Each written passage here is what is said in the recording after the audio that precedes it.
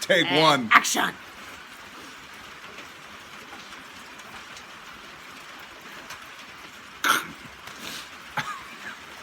All right. This is not a Patreon video. This is a YouTube video shot as if it was a Patreon video. Oh, okay. For no. Okay. Matthew Goza from YouTube asked this question that we are going to answer. Shameless plug. If you like this, $1 at Patreon. Go to Patreon, search Squid and Bear. I've had people tell me, man, I don't see the point in paying $1 for just to watch videos. They're not videos. They're consultations. Right. We help people. We answer questions like this. I just got off a phone call with a brother yesterday at the $50 level because we do telephone consults for the $20, $50, and $100 patrons. And he's like, man, I might have to bump up to $100 a month. That you just blew my mind. That was awesome. My heart's too big for my chest thinking about it. But anyway, so shameless Patreon plug. It's $1. You want your question answered? It's $1. Okay? It's worth it. It's worth it. So we're here with the lovely Hommy biscuits in the barn because it's raining. So and it's cold. It's like we had to bust out the hoodies. It's like in the low 60s. Yeah. Which is great because Perfect. it was 97 a couple days ago. I know. So Matthew Goza asked something to the effect of, do you still have a job? i.e., do you have an employer? His concern is he wants to move to a homestead. He's looking for jobs near land to homestead, but he has a wife and 2 kids. I got 3 right over there. And his question was basically, how do you do it? Because I'm concerned that I won't have enough time to homestead and have a job. And it'll take like 2 years to get the homestead up and running. Short answer, yes to all of the above. Yeah. It takes time. Right. I got a wife and 3 kids. And you go ahead. Go. Tell them. Well, we knew coming into this, we were looking in areas, because our plan from the get-go was we're going to homestead and we're going to work. Right. But we're just going to make it happen. Whatever we have to do, this is what we want. So we know sacrifices are going to have to be made. But this is what we want. And so it's worth those sacrifices. So we originally lived in the North Texas, north of DFW area. And so we knew going at looking for places. We both work for the same company. My position with the company as the designer, Senior designer.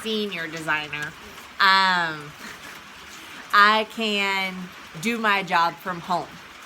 And we had that discussion with our employer. Before we scooted. Right, before we hit go. When we found the place that we wanted. So, but knowing I could work from home, knowing T would still basically have to be boots on the ground.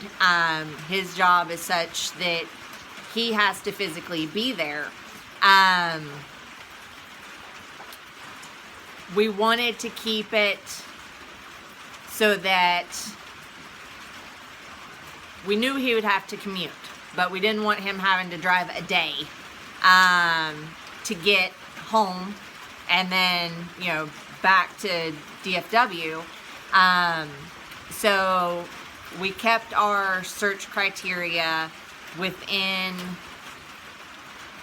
3 to 4 hours. About- we knew 4 hours was going to be a bit much. About 200 miles was the Right. circle that we drew on a map, and that's exactly where we're at. Right, and I mean, we were looking in, East Texas. We were looking in more north central Texas. We were looking in more north central Oklahoma. Arkansas. West side of Arkansas, southeast Oklahoma.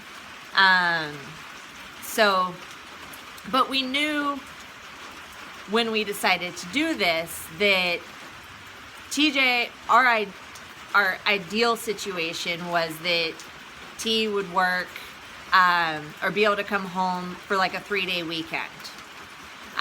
So that we would have him here. He, it wasn't just, drive, hang out with the family for a day and then drive back. So,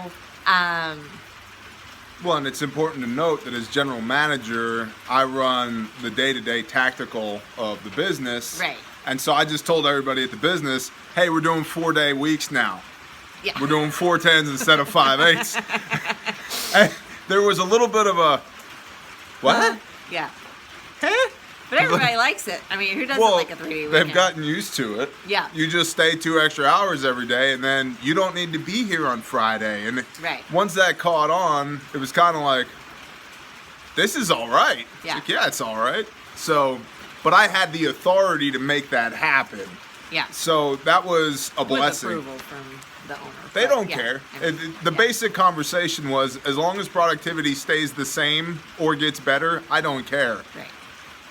So, but that But comes yeah, from having a so- good reputation too, Yeah. of being able to go to the owner and say, "Hey, we're going to do this," and he goes, "Okay." Yeah. So, but we answered the first part of his question. But yeah. Do we have jobs? Yes, Yes. we do.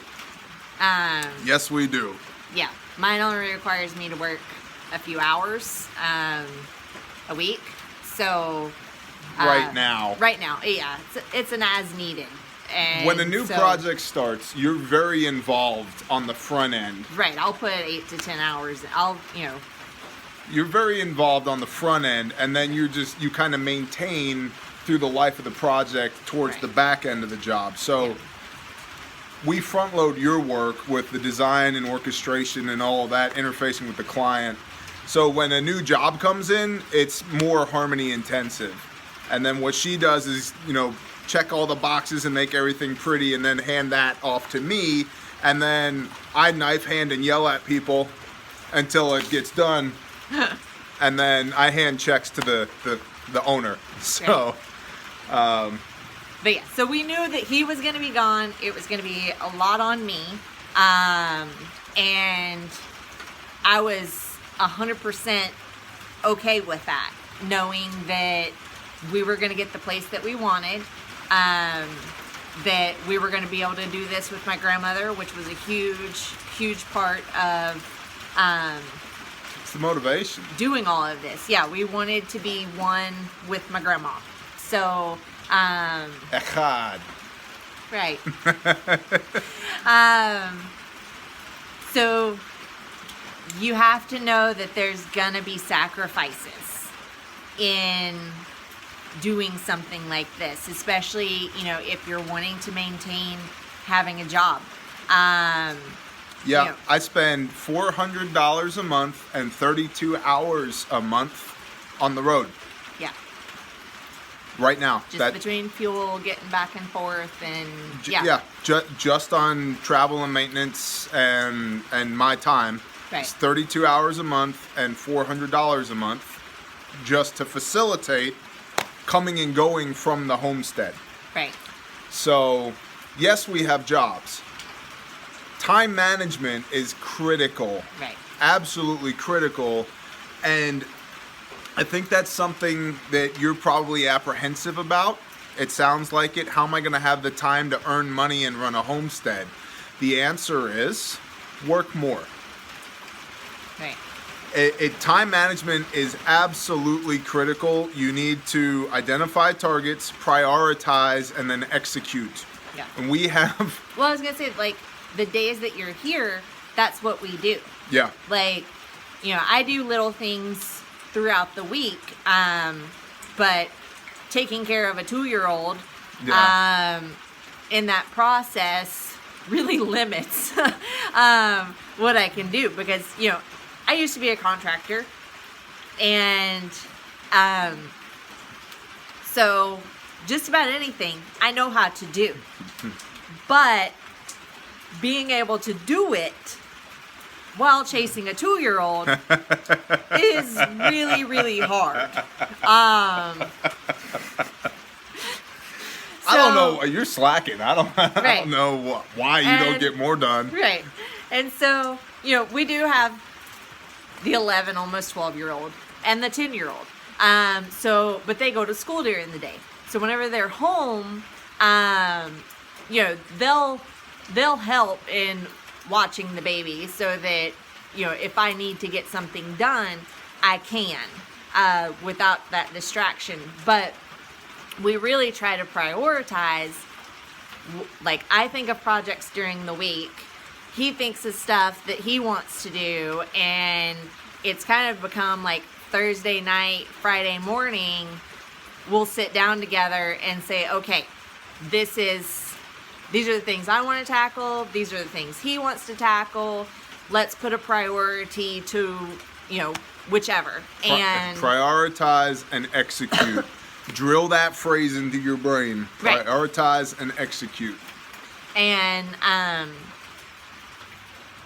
you know, it is hard work. You do put in hours. Well, there's two things we need to talk about as well. One is, you touched on it, there's a sustain, improve dynamic. You sustain during the week when I'm not here, right, to prevent any backsliding, right? And you really keep do. everybody from killing each other. Well, but I mean, you also, to a very large degree, prevent the place from falling apart when I'm not here.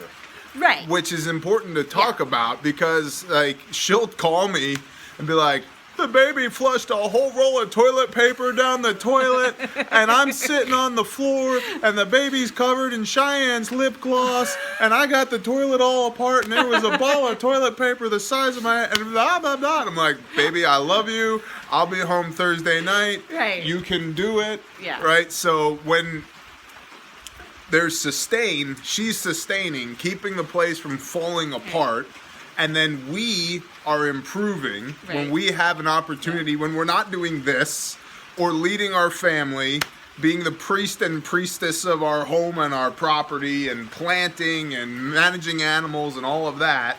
There's improvement. So sustain, improve, right? Identify targets, prioritize, and execute. And then sustainment versus improvement. You need to think about those things. Right. And then the other thing is talking about Friday. Friday is also our prep day, because we don't do servile work on Shabbat, which we observe on Saturday, because we're Torah observant weirdos, and we have a testimony of the Messiah and keep the commandments. So the Jews are like, what you doing? Who are you guys? And the Christians are like, what the hell's wrong with you, boy?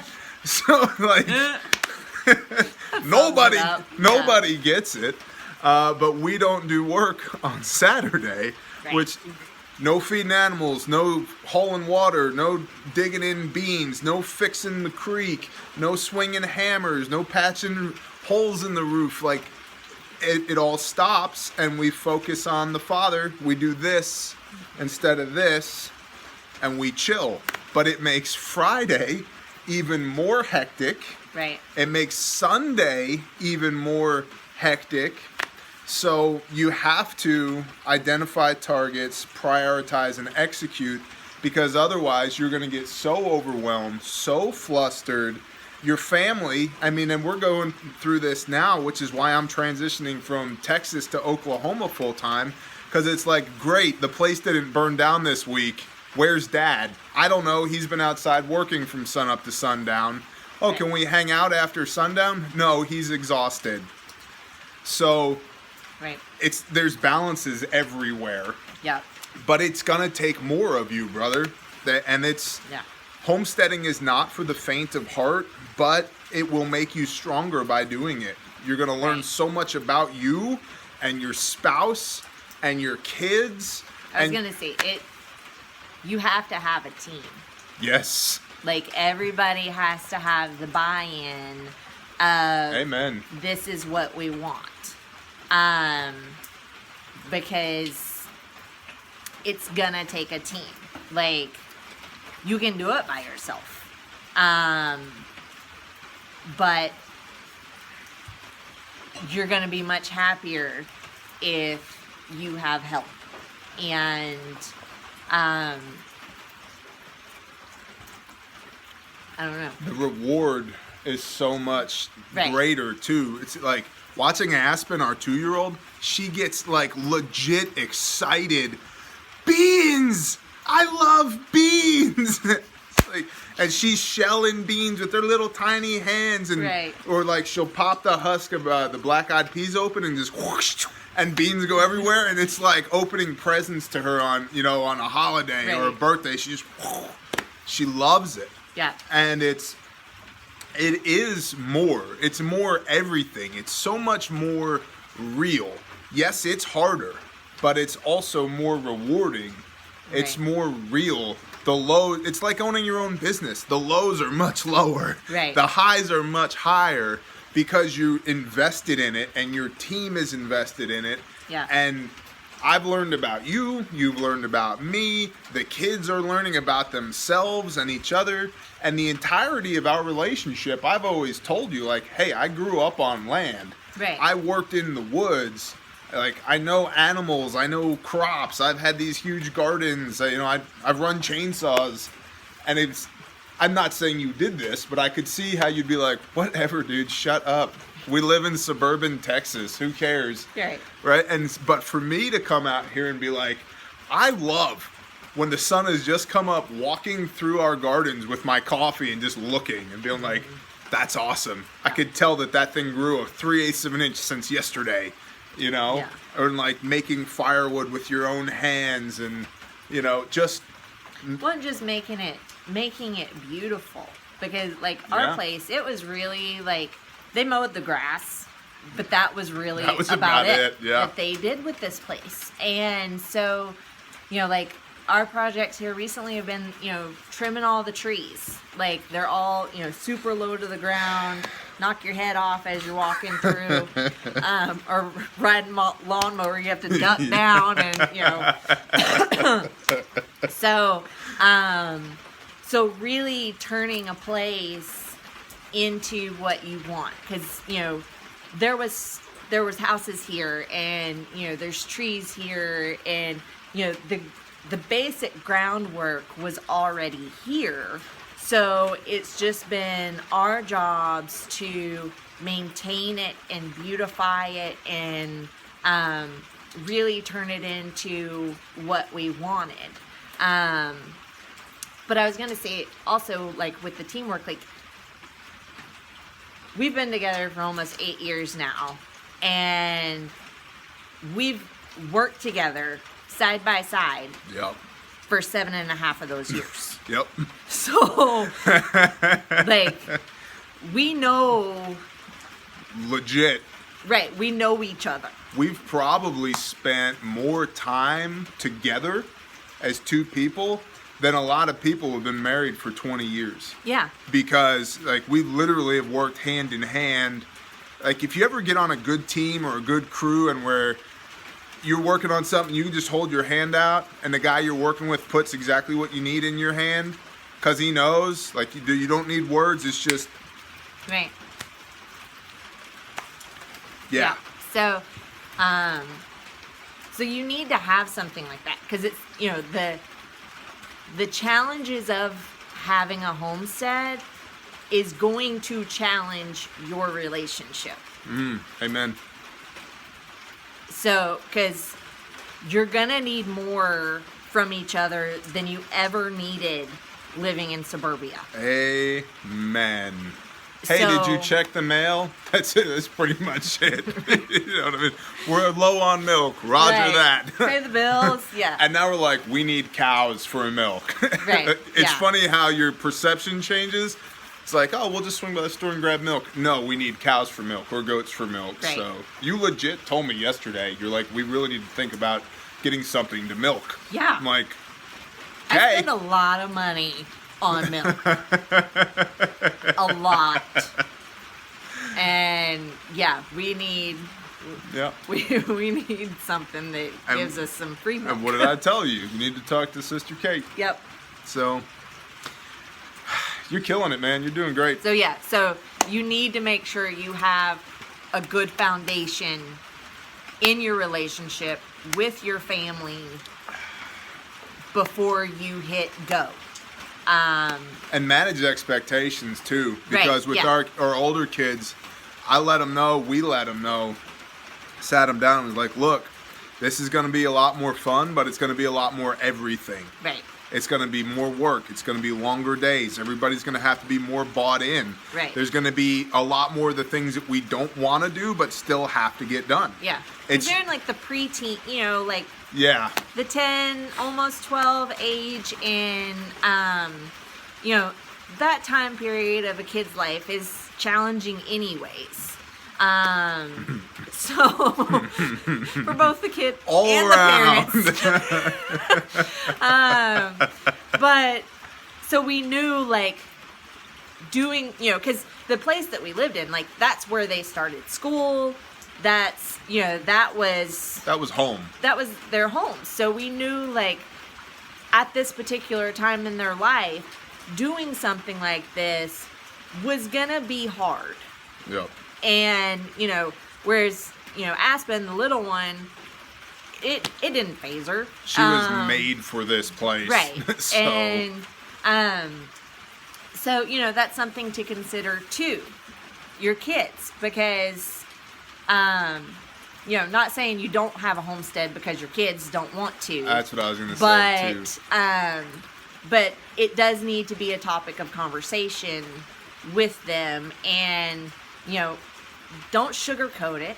Yep. Give them reality that, you know, it's gonna be hard. Like we told our kids when we started that it was gonna be hard on everyone, and it wasn't gonna work unless we had everyone's input, and everyone really tried their best at everything that they did. Everybody's input and everybody's output, because Yeah. people need to do. And I mean, truthfully, the kids do a great job with Yeah. the baby, and they do a great job around here, and they're an integral part of the team. Like Right. it would be much more difficult if they weren't as good as they are at what they do and how they do it. But we've also, through, you know, happenstance or folly or destiny or the hand of God or whatever, we are in a position to where we can say, go do that. I Right. don't know how. You'll figure it out. Just go do it. Don't lose a finger Right. or a toe. Well, and like Harlan loves to mow. Right. It yeah. takes 4 hours to mow this place. And like, not like a golf course, just so that there's not a jungle out here. It takes Right. 4 hours. He loves to do it. So, but yeah, it's definitely cohesive teamwork. Yeah. And I think you're right about don't sugarcoat it, No. because Don't set expectations up here. I mean, that's a rule for business too. yep. Don't set someone's expectations up here and deliver down here. Yeah, people overpromise and underdeliver all the time. Right. We underpromise Underpromise and and overdeliver. overdeliver. Right. Up top. So, anyway, but people respect you more too when you're real with them, even your kids. Yeah. I would much rather have somebody say, "Hey, look, man, this is gonna suck, but it's gonna suck for us together," than somebody go, "No, it's gonna be great, baby. You're gonna love it. It's gonna be sweet." And 10 minutes later, you're like, you know, it's Yeah. just miserable. So, I think we addressed most of his concerns. As far as how do you do it, you do it. You just need to, and I say this with all love, brother, suck it up, Buttercup. Right. There's a lot of time during the day that you are likely spending on things that aren't important. And during the day, during the week, during the month, and you can do it. There's 6 days to work in a week. Right. And here's one other thing we should probably address too. Your availability of time when you get out onto a place like this, yeah, there's a lot of work and it's a lot more fulfilling, but you're probably not going to be coaching Little League anymore. Or, there's the cheer competition on Tuesday. Right. Y'all have fun. I ain't going. Right. And it's not that you're trying to be a miserable human being. You have commitments. No. So the shifting in your commitments from ancillary entertainment enrichment things, you want to be enriched, go play in the creek. I mean, for real, go get your hands dirty. Go hoe a 50-foot row, literally with a hoe in this Oklahoma clay. That'll build character. Right. Go hiking back out in the woods. Right. So, and I mean, as much as I love our children, and I really do love them and they're great kids, we don't put them on pedestals either. They're not the most important people in the world. We tell them all the time, nobody's the most important person in the world. And we're not altering how... But yeah. Psh, right here. We're not altering how we do things because of you. Right. And, we'll make decisions as a team. And we do. We've had to, a couple times, sit them down and say, well, you want to do this thing in the spring, and you want to do this thing in the spring. One of y'all's going to get a spring thing. One of y'all's going to get a fall thing. Mm-hmm. Y'all pick, figure it out, and let us know. Right. And then, hands off. Right. Yeah, there'll be some mayhem, whatever. So, but that's a parenting thing, not a homesteading thing. You just got to be a little bit harder than you are right now, brother. Yeah. That's it. But the beautiful thing is, this process, if you're open to it, will make you the person you need to be a good steward of all that Yah provides you with, all of this that's around you. Yeah. Yeah, because I mean, even if you homestead and you work at the same time and you're working near where you're homesteading, chances are you're not working, how many daylight hours are there? 16? Depends on the time of year, but anywhere between 10 and 17 hours a day. Right. Yeah. So chances are you're not working all of that time. So there are going to be opportunities for you to do homestead work after work. Yeah. And, like, when he's in Texas, he works 12 hours a day and then does side work. Yep. After he gets off work and gets home at 8. I leave the house at just before 6 a.m. and I get home 8:30, somewhere in there. Right. So, if he's here doing a job, something like that, we've got time to still do things. So it's not like the weekend is the only time that you homestead. Yeah. It's a 6-day a week thing. So your downtime is going to be a lot less. Yeah. Like, there's not TV time. What the hell's a TV? Right. Yep. So that's something to consider as well. And it's one of the things that makes Shabbat so awesome, though. Right. That's why we give ourselves one day, is because all the other 6 days are go, right.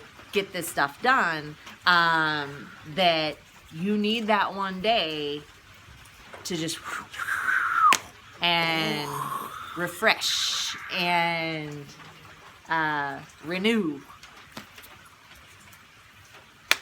If that didn't answer your questions, you ain't gonna get a homestead, brother. And I say that in all love.